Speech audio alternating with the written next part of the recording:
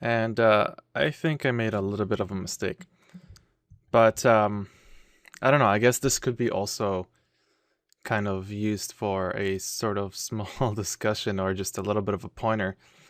But, I look at this model right now and I've made a few cuts and, it's all good, especially around here. This is actually okay, right? But there's also a large, well, okay, here's where the problem is going to be. Right now, I have my seam kind of traveling from here. As you can see, some of the bumps that are showing up. So a bunch of my seam is traveling over here. Now my actual seam that I've just made is traveling across this way. Now generally, whenever you have seams and anything of that nature, you usually want to divide your model exactly along the seam because, well, it's going to be a seam anyways, right? So when you map this section here and this section here and you texture it all, you're going to get a seam along the seam, which is, makes sense. I mean, if the real world object is cut that way, well, then that's fine. Except in this object, it's a little different. If I go up in the subdivision levels all the way up to level 5, and I look at this model, and I'm going to quickly turn off polyframe, you'll notice, and I didn't actually, finish anything here, but that's mostly hidden, so I'm not really interested in that right now. You'll notice a few things. One, the seam isn't a perfect seam where it's, cut right through the model. I have all the stitching going across this way here. If I was going to now subdivide this model, or not subdivide, but divide this model into two sections right across here, well then I would be cutting along the seam, which would make sense, except the fact that I'd also be cutting the stitches in half. So half of my stitch would be on one side of the texture, and half of the stitch would be on the other side of the texture, which kind of presents a problem. The other problem is, of course, if I wanted to keep this together, and if I wanted to subdivide this into a front and back kind of model, where I basically cut the model along here, for example, or the next closest edge, if I was going to, for example, cut along here, then of course the next problem that presents itself is if I have a pattern on the majority of the model on this side and on this side being made of whatever kind of material, like let's just say if I have some denim running across, well then I'm going to have a problem there as well, because now my seam will be all nice and together. I'm going to have it mostly in the front section of the model, because what I could do is I could, of course, just I could make my seam go like this, and then a little bit like that, and then right along the leg this way. So at least this is going to keep the entire seam in one piece. But now I'm going to have another problem, which is going to be that I'm going to have my pattern on one side of the model, and then I'm also going to have to line up the other side of the model with the pattern as well. So there's really no win situation here. What I could, however, do is I could just do my best with texturing the front and the back section, and include the seam only on one side instead of splitting it in half like I have right now. And then, of course, going back, and once I have my texture painted, once I have that painted and applied to the model, then I could just project it back or bake it into the poly paint, which I will most likely do, and then just go ahead and use something like Spotlight or Projection Master, or if I go in here, or ZAppLink, to then go over those areas and just fix up the pattern and blend in, whatever I could to, fix it as much as I can. None of these options are really ideal, but, I'm going to have to make a sacrifice somewhere. Now, I'm also thinking that probably the easiest thing that I could probably do is just go ahead and cut along the seam here. I know that this is going to be a lot of details that might be cut and whatnot, but at the end of the day, I think something like this will be a lot easier for me to fix than having to go outside of here and fix up the pattern that I might have on my model. If I have, again, a denim material and I have all these small little streaks running across, then fixing that and lining them all up will be, well, a pain in the butt. It's not going to be very easy to do. So again, there's really no way to win in this situation. Now, for now, what I'm going to be doing is I'm just going to be texturing this model. That's it. So I will be basically texturing this inside of Photoshop. First off, I'm going to be unwrapping it, like, I've already made the 2 poly groups, but I'm going to be unwrapping it, which is really just going to be me pressing one button inside of UV Master. And of course, once it's unwrapped to the front and the back, I'm then going to unwrap it, as in, like, I'm going to unflatten the model, or even just make a new texture from whatever, and then I'm going to export that texture and paint on it in Photoshop. I'm going to paint on it, and then I'm going to apply that texture back into ZBrush, into the texture menu here. I'm going to load up the texture into here. And then what's going to happen is I'm going to then go into Polypaint and choose Polypaint from texture. So what's going to happen is I'm going to take this texture, I'm going to load it into the Polypaint, so then I could make whatever fixes I want in real time. This is the only purpose that I'm going to be using the texture map for, and ZAppLink and all that jazz. This doesn't mean that I'm going to, basically what this means is that my texturing will not necessarily be finalized per se. I just want to get the texturing done. I want to show you guys how, the texturing process could be done, but this isn't necessarily a production ready kind of workflow, because really right now what I'm still working on is really the concept of the model. Once, of course, I go and finish off the texturing in this video, the next video that I'm going to be making, the next video set, will be concentrating on things like retopology and things like basically finalizing the model that I'm going to be using for animation, and that model will contain the final texture. What I'm going to do is I'm going to transfer whatever colors I have here onto the production level, or not even production level, just the animation ready model. So that model is going to contain all the final texture data. And that's where I'm going to have to go back and just refine whatever I have. But for the most part, I'm using Polypaint and the current texturing methods to kind of just concept this model out as fast as possible. Now, granted, I am, just talking here and kind of wasting time and doing all that. And, it's taking a little bit longer than it would normally do if I had just painted and not obviously explained anything. So a model like this would obviously not take me the same amount of time if I had done it in real, in real life outside of this lecture, than me actually having to explain it. Anyways, let's go back into these pans. Let's go into the polyframe. And again, I'm still kind of undecided whether I want to go ahead and cut here, but let me just go ahead and lower the subdivision level. Let me see what I got here. So I know that for a fact that the seam is running along here, so I might actually want to include maybe 1 or 2 more rows out of here. But again, for now, this is just a concept model, so I'm not really worried about that. For the final model, when I do the final retopology, I'm going to have the actual topology of the model run. I'm going to have basically one line running along the real seam, and that way I'll be able to make a cut for my front and back UV map, instead of how it is right now, where right now what I have is I have this topology here, and it runs right along, kind of along the side of the model, but it's not exactly how I'd expect it to be. So with that said, I have the model unwrapped. I have, well, not unwrapped, but I have this planned out. I have the shirt planned out. And next part that I'm going to have to do is I'm just going to close all these menus just to clean things up. I'm going to go up into my Z plugin menu, into my UV Unwrap Master, or UV Master, and I'm going to make sure I press Poly Groups. And now I'm going to go ahead and just press Unwrap. And now, if I go down into the tool menu and I go into UV Map, and if I hit Morph UV, you will notice that I now have 2 parts for this model. I have this and this section being completely cut.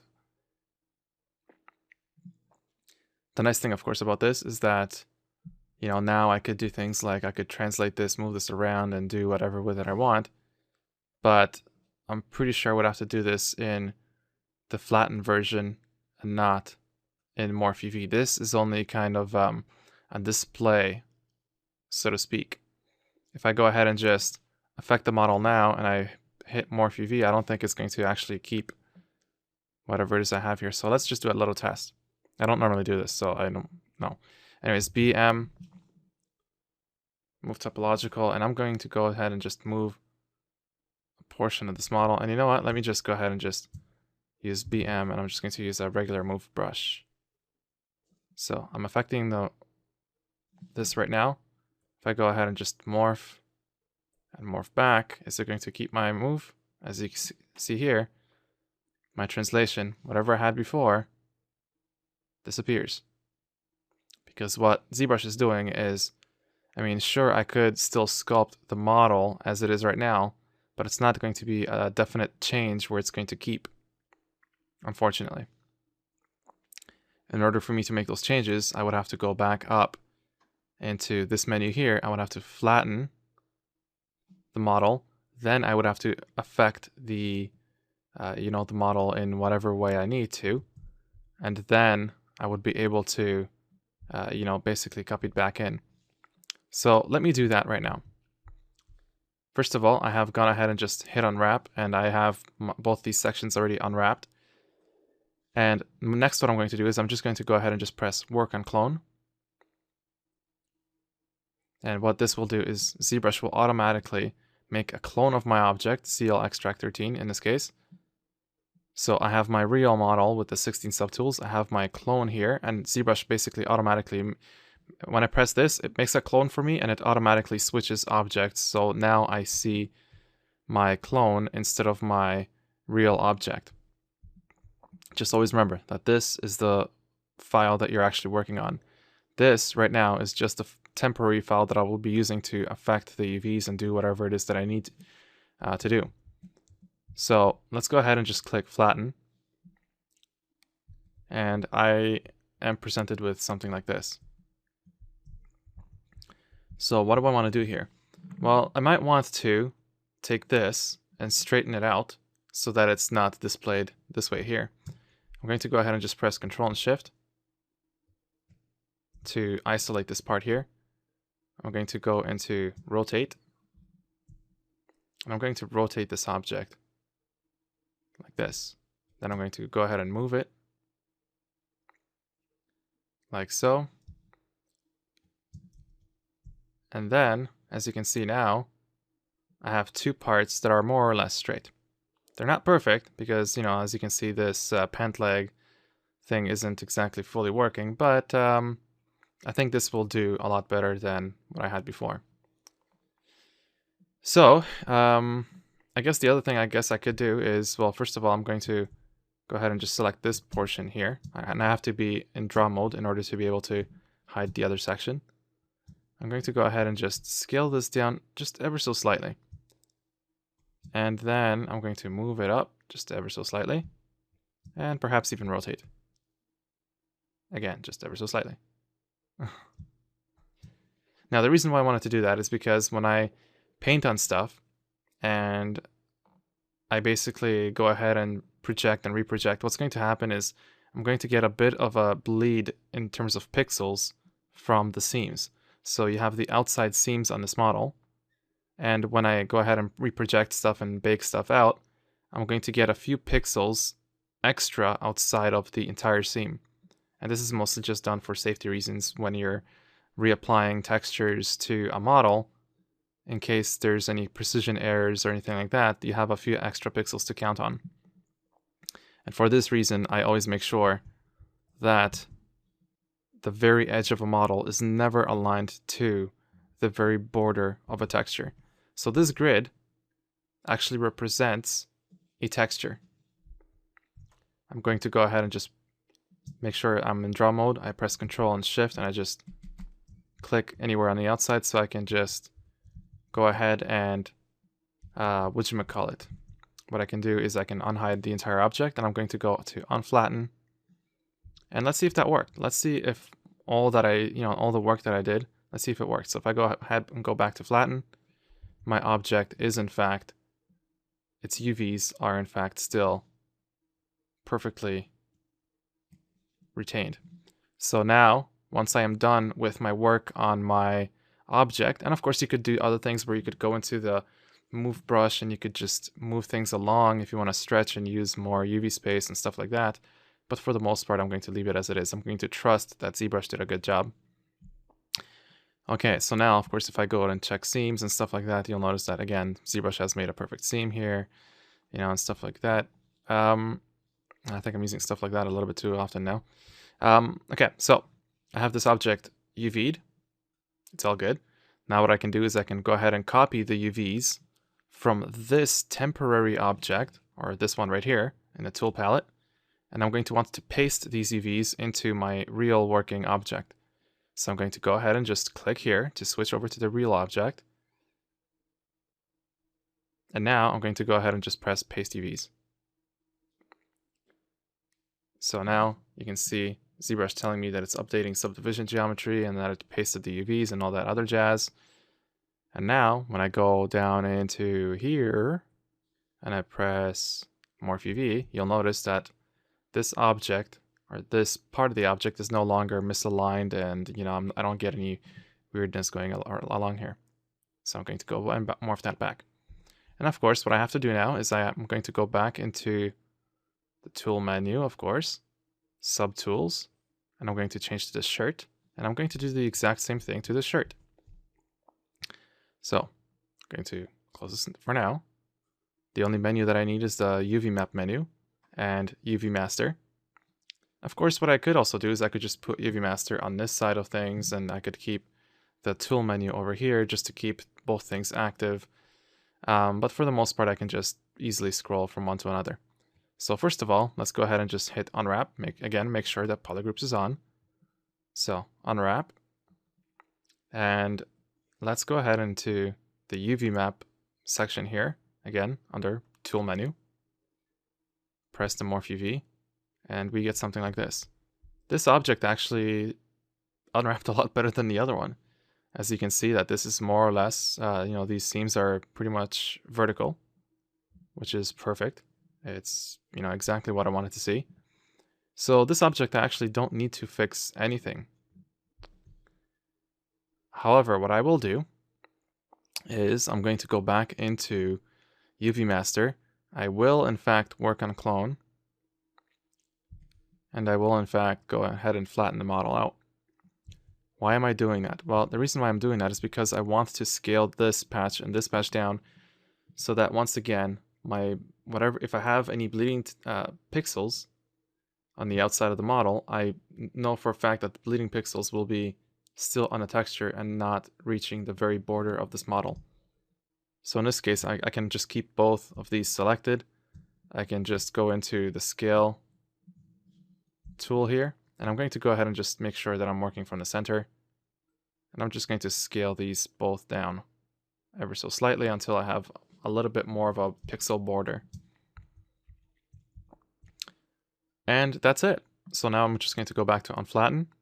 I'm going to press copy UVs. And again, this is a temporary copy of this object that I'm working on. I'm going to go back into my 16 subtool original model. And now I'm just going to go ahead and just paste the UVs into this object. So paste UVs. It's telling me that it's updating subdivision geometry and all that. And of course, I'm going to go down into the UV map menu here, unwrap, test it. Seems to have worked, although I don't really know because I don't have the floor selected. And of course, even if I had, the floor on the actual model doesn't update the same way that the flattened version in UV master works. So it's a little bit different there. And I'm actually just going to go ahead and just turn off the floor. But anyways, my UV mastering, my UV unwrapping is done. The next part that I'm going to be working on is baking out maps that I'll be able to use inside of Photoshop, and I'm going to be blending them in, and I'm going to go ahead and just start working there. But for the majority, I think I'm actually done with this video here, and I can't really think of anything else that I wanted to say. Yeah, this one's done. Cheers. Okay, I know what I wanted to say. Okay, if I go back into my you know, these pants here. And then again, this is the extract, so it's not the real object that I'm working on. If I just go back in here and I go back into the flattened object here. Now, notice one thing that I've done here. First of all, actually, I should probably scale this one down here. What I should mention is that, okay, what I should mention is that right now the way I was scaling and moving this thing around was by pressing and holding Control Shift, hiding the other side of the model, doing something like, scale, like that, and then moving it into position, like that, you know, etc., etc. Well, this works fine, except I don't get to see where my other, you know, piece of the model is. I mean, what if I was going to do something like this and, you know, just move it along, you know, because, well, you know, I'm trying to use up as much UV space as possible, right? I mean, it makes sense. Well, if I go on hide, I mean, now I have two overlapping parts, and that's no good. So one thing that you could, of course, do is you could just go ahead and, you know, select this object here. You could mask it, unhide the model, and now when I go ahead and move, I'm just going to be affecting this part. I mean, I think it makes, you know, there's a lot of common sense here, but for the most part, you know, it works. And of course, I keep going into my menu, and I really should be using hotkeys, but nah. Anyways, I just wanted to say that you could easily hide, mask, unhide, and then work on whatever section it is that you want to work on. And this works just fine. And of course, now I could just go ahead and just unflatten, copy UVs, go back into the original model, make sure you select the object that you want to copy to or paste to. I'm going to go ahead and just press paste. It's going to subdivide geometry, update the UVs and all that stuff, and you are done. So again, next part is going to concentrate on the actual texturing process of both these clothes here. Of course, before I do that, what I'm going to do is I'm going to go over into Photoshop, and inside Photoshop I'm going to give you a few tricks on how to do things like paint, like texture fabrics and details and all that goodness. Cheers.